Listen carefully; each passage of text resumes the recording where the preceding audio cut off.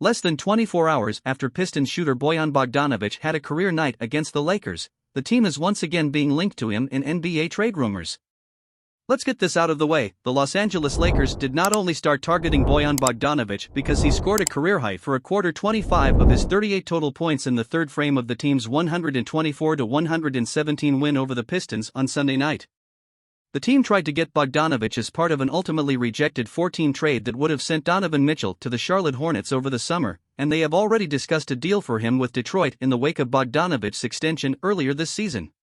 Still, none of that changes how hilarious it is that the Lakers, after one hell of an audition game from Bogdanović last night, are being linked to him in NBA trade rumors published by multiple insiders on Monday morning. The first came from Shams Charania of The Athletic, who gave some details on what Los Angeles' offer for Bogdanović is. The Lakers are prioritizing shooting in their conversations with teams and have discussed packages including salaries and a protected first-round pick for Detroit's Bojan Bogdanović, league sources, who were granted anonymity so that they could speak freely, tell The Athletic. Shortly afterward, Hall of Fame NBA insider Mark Stein published his own story on the Lakers' pursuit of Bogdanović over at his Substack, centered around one future first-round pick with unspecified draft protections attached. He confirms, but wrote that the Pistons so far are asking for more. The Pistons have to date declined those overtures, sources add, insisting on a fully unprotected future first from the Lakers to seriously entertain a Bogdanović swap. Detroit, in fact, continues to tell interested teams, and there are several, that it wants to keep Bogdanović, who is averaging 21.0 points and shooting 50.8% from the field, 43.7% on three-pointers, as a Piston. Charania's own story also doesn't make it sound like the Pistons are in a rush to deal Bogdanović, in part because they have other suitors, and in part because they value his veteran presence. While Bogdanović is a target for the Lakers, they are among roughly a dozen teams to inquire about him, offering first or second rounders. Detroit is showing no urgency about moving him.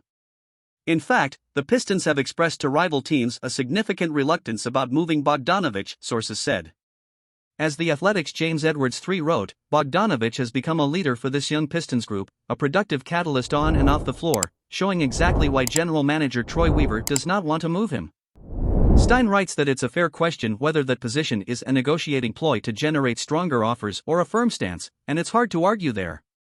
From a logical perspective, it seems likely that the Pistons will eventually fully embrace the tank and get another asset for a player who is by far their most valuable veteran on the trade market. And for the Lakers, Bogdanović would undoubtedly fill a need, a capable movement shooter who can thrive off of LeBron James and Anthony Davis, adding an element to their offense that the team just doesn't possess at all right now. Trading for him at the price of one protected first could be a real boon for this roster, especially if it sent out Patrick Beverley, the man who fouled Bogdanović on 2 threes in the third quarter alone, and whose trash-talking during the first set of free throws seemed to inspire him to hit 5 more triples in the quarter, and the contract of Kendrick Nunn, which are in all likelihood the salaries not being named here. So, long story short, even if last night wasn't necessarily the first time the Lakers realized Bogdanović was good, considering their front office structure, a good game certainly couldn't have hurt the chances the Lakers acquire him. In fact, it may have even helped his odds to end up in Los Angeles by a significant margin.